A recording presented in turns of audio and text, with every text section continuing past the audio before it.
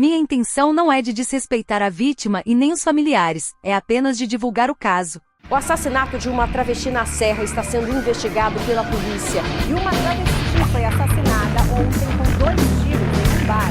Dados do levantamento feito por uma instituição europeia mostram que o Brasil permaneceu pelo 13º ano consecutivo como o país que mais mata pessoas trans. Gisberta Salsi Júnior nasceu dia 5 de setembro de 1960 em São Paulo. Filha de Angelina Muro Salsi e Gisberto Salsi, Gisberta sendo caçula de 8 irmãos.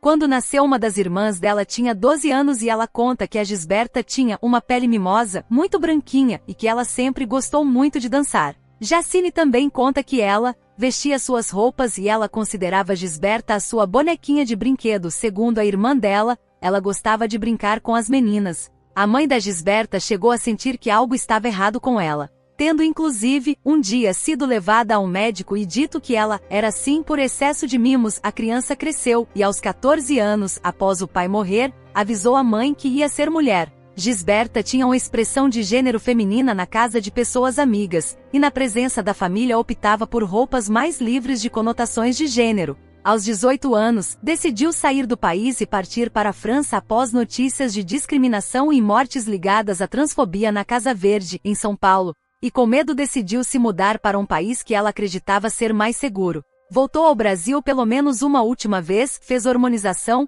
colocou silicone e outros procedimentos no rosto. Passou 2 anos em França e seguiu para Portugal, ficando no Porto. Gisberta começou a fazer espetáculos no palco de bares como Bustos, Sindicato e Kilt, um dos primeiros bares gay do Porto, nas galerias do Hotel Malaposta, onde Gisberta começou a aparecer. Ela também em muitas apresentações personificava Marilyn Monroe, e ela amava passear com seus 2 cães, além de tomar café com suas amigas. Como os shows que ela fazia dava pouco dinheiro, Gisberta começou a se prostituir e entrou para esse ramo para conseguir mais dinheiro. Com isso, ela infelizmente acabou se tornando usuária de drogas ao aumentar a infecção do VIH, vírus da imunodeficiência humana, e com o consumo de drogas, ela emagreceu bastante. O histórico médico de Gisberta incluía uma lista vasta de doenças. Segundo o que foi apurado pela investigação, Gisberta vivia com VIH pelo menos desde 1996. Além disso, foi-lhe diagnosticada tuberculose pulmonar, pneumonia e candidíase laríngea, que segundo os boletins clínicos, lhe causou astenia, anorexia, febre, anemia, dificuldades respiratórias e mialgia. Gisberta chegou a receber tratamento no Hospital Joaquim Urbano durante 22 dias, apesar de estar sem documentos. Depois, esteve ainda numa comunidade terapêutica em Setúbal, mas fugiu. Junto à saída da comunidade terapêutica veio o consumo de drogas mais pesadas, como a própria terá relatado ao enfermeiro, o abandono do trabalho sexual, do sustento e da casa que tinha no centro do Porto, na travessa do Poço das Patas. Com ela morando na rua, no final de 2005, 3 adolescentes, Fernando, Ivo e Flávio, começaram a se reunirem no local para fazer grafites num edifício abandonado no Porto. Era nesse edifício que Gisberta tinha encontrado um abrigo para viver. Dentro do edifício construiu uma barraca com as suas coisas. A mãe de Fernando dedicava-se ao trabalho sexual e a criança ficava com uma amiga. Essa casa era frequentada por pessoas associadas à vida noturna do Porto, e foi precisamente aí que a mãe de Fernando e ele próprio conheceram Gisberta. O contato se perdeu durante algum tempo. Mais tarde, com 14 anos, foi Fernando quem identificou Gisberta no edifício abandonado onde, juntamente com Ivo e Flávio, pichava muros. Os 3 rapazes conversaram com ela e a partir daí começaram a visitá-la regularmente. Entre uma conversa e outra, Gisberta contou sobre os problemas de saúde que tinha. A partir daí, os 3 menores começaram a levar comida a Gisberta. Os 3 meninos contaram para amigos de escola sobre Gisberta, falando que era uma mulher trans que tinha muito a imagem de uma mulher cis. Só que obviamente eles falaram de um jeito transfóbico que prefiro não citar aqui. Eles então planejaram agredir Gisberta. Foi quando os 3 meninos se juntaram com mais 11 garotos da escola deles e eles foram no edifício que Gisberta se encontrava no dia 15 de fevereiro de 2006. Os 14 meninos foram no prédio para agredirem e abusarem de Gisberta. No primeiro ocorrido da agressão, os menores verificaram que Gisberta se encontrava no interior da tenda e um deles ordenou que ela se levantasse e gritou: "Não te disse já que não te queria aqui?"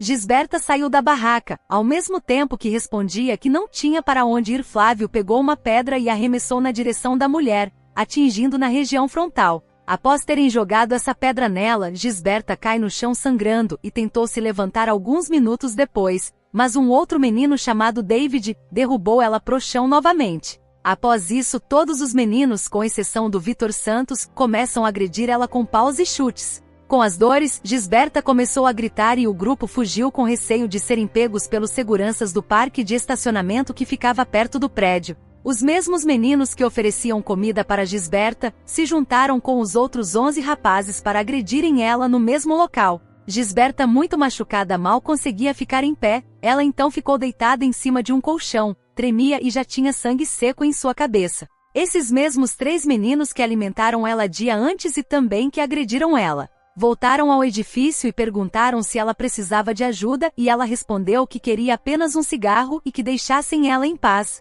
Após isso, os meninos, que no total agora eram 6, retornaram para agredir Gisberta novamente e ficaram nesse vai e vem ao edifício ao passar do dia. Ela foi agredida por esse grupo de meninos que eram 14 no total, mas às vezes ia 6 do grupo para agredirem ela, depois iam 13 e variavam os meninos que iam, mas o total com todos eles eram 14 meninos. Ela foi agredida do dia 15 até o dia 22 de fevereiro, com eles indo ao edifício para agredir ela e depois iam embora. Depois retornavam novamente e ficava nisso até o dia 22. No dia 21 eles pensaram que ela estava morta. Ela estava imóvel e nua da cintura para baixo. Eles verificaram a respiração e pensaram que estava sem vida. Foi quando planejaram descartar o corpo dela, pensaram em fazer um buraco e também de incendiar o corpo dela. Mas eles não encontraram um jeito de cavarem um buraco e não queimaram ela por receio de que a fumaça fosse atrair alguém. Depois de mais ideias totalmente psicopatas, eles planejaram jogar ela em um poço que tinha no prédio, porque o local tinha água para ocultar o corpo dela. No dia 22 às 8 da manhã, Ivo, um dos meninos, vestiu uma luva de lã na mão direita e deu outras luvas para José Alexandre e Fernando. Eles então cobriram o corpo de Gisberta em lençóis e carregaram-a até o poço. Eram 100 metros de distância. Foi quando jogaram o corpo dela de lá de cima, onde ela ficou submersa, mas ela ainda estava com vida. Ela apenas estava muito fraca para ter qualquer reação e por isso pensaram que ela estava morta, mas infelizmente ela acabou morrendo afogada dentro do poço. Os meninos que jogaram o corpo de Gisberta no poço avisou o restante do grupo de que o caso estava resolvido para vocês verem a mente doentia desses seres. Flávio, ao retornar para a escola, contou o que eles fizeram para a diretora da escola. Ele contou porque estava com peso na consciência e não aguentava mais. Ele entregou Ivo e Fernando e eles levaram as autoridades no local onde jogaram Gisberta. Ela foi retirada da água às 18h50 e infelizmente já sem vida. Com isso começou a investigação e julgamento dos 14 menores de idade. O caso da Gisberta repercutiu na mídia e causou uma comoção e revolta muito grande. Associações LGBT+ protestaram pedindo por justiça pela Gisberta. A autópsia confirmou lesões na cabeça, pescoço, membros inferiores e superiores, laringe e traqueia, abdômen, intestinos e rins, múltiplas equimoses, infiltrações hemorrágicas, escoriações e infiltrações sanguíneas.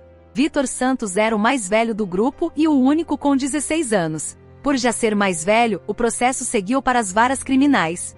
Foi condenado a 8 meses de prisão efetiva pela prática do crime de omissão de auxílio, já que todos asseguraram que Vitor não agrediu Gisberta, mas que observava agredirem e violentarem ela. Os outros 13 menores foram responsabilizados pela prática em coautoria de um crime de homicídio qualificado, na forma tentada e a título de dolo eventual, mas a autópsia apurou o afogamento como causa de morte, não as agressões. Assim, aqueles 11 foi decretado o internamento em centro educativo entre 11 e 13 meses e aos 2 restantes foi imputada a medida tutelar de acompanhamento educativo por 12 meses. Ou seja, apenas um foi preso em um presídio de verdade, mas apenas por 8 meses e os outros foram internados em um centro educativo onde ficaram entre 11 a 13 meses. Com isso, Gisberta foi apontada como símbolo de discriminação múltipla, mulher trans, imigrante brasileira, trabalhadora sexual, pessoa em situação de rua e pessoa que vivia com VIH. Foi adotada pelas associações LGBT como exemplo de preconceito.